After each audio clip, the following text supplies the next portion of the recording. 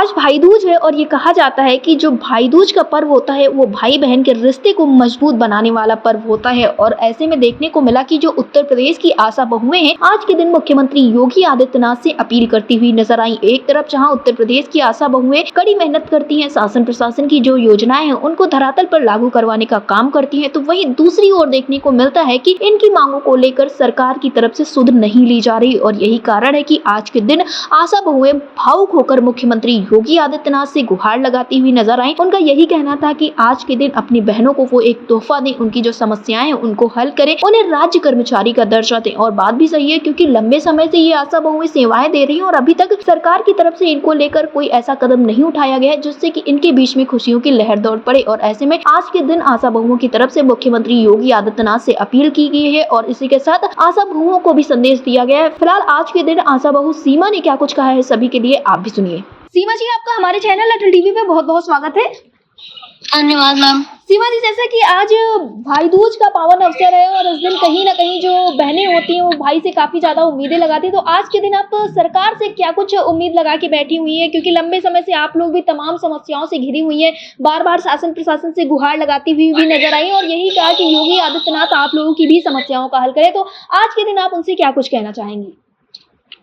सर्वप्रथम तो मैं सभी बहनों को इस पावन पर्व की बधाइयां देना चाहती हूँ और मैं सरकार को ये बताना चाहती हूँ कि वो ध्यान दे कि हम बहनें सभी चीजों का बिल भरते हैं, चाहे वो बिजली का बिल हो या पानी का बिल हो या मोबाइल का बिल हो या अन्य कोई बिल, हम पे तमाम तरीके के बोझ रहते हैं। तो मेरी भाइयों से भाई से हमारी हाथ जोड़ के निवेदन है कि हमें भाई से उस पे राज्य कर्मचारी का दर्जा दें ताकि इस अपनी प्यारी बहन का जो है सम्मान भी हो सके और वो सर उठा के अपना चल सके और तमाम सारी चीजों का जो है वो भुगतान कर सके। जी सीमा जी, जैसा कि आशा बहुएं जो है वो सभी बहनें हैं और सभी इंतजार करती रहती हैं कि उनके साथ कुछ अच्छा, और ऐसे में देखने को मिलता है कि जो आप लोगों का मानदेय है वो बेहद ही अल्प है, वो भी रुक रुक के आता है। लंबे समय से कभी कभी ऐसा होता है कि आप लोगों का जो मानदेय है वो नहीं आ पाता है, तो ऐसे में आप उनसे क्या कुछ कहना चाहेंगे? क्योंकि तमाम ऐसी घटनाएं निकलकर सामने आती हैं जिसमें देखने को मिलता है कि वो काफी ज्यादा परेशान नजर आती हैं।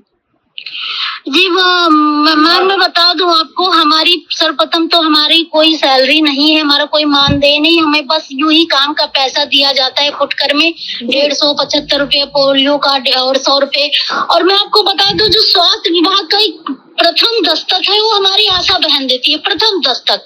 हर घर में जाके पूरे आप प्रदेश में आप पता कर लीजिए, महीनों दस्तक चलता है और हम सभी जो संचारी रोग हैं, गैर संचारी रोग हैं, सबके विषय में हम उनसे विस्तार पूर्वक जानकारी देते हैं कि आप मच्छरों से कैसे बचाव करिए, टीकाकरण कैसे करिए, अपना स्वास्थ्य का ख्याल कैसे रखिए।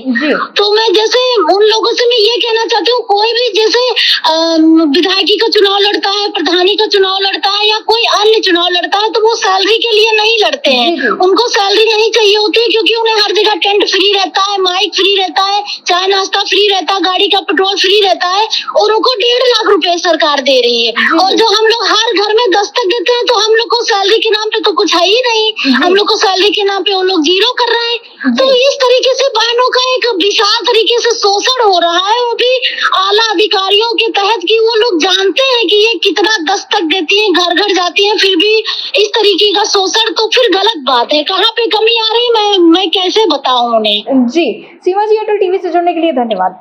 Thank you ma'am.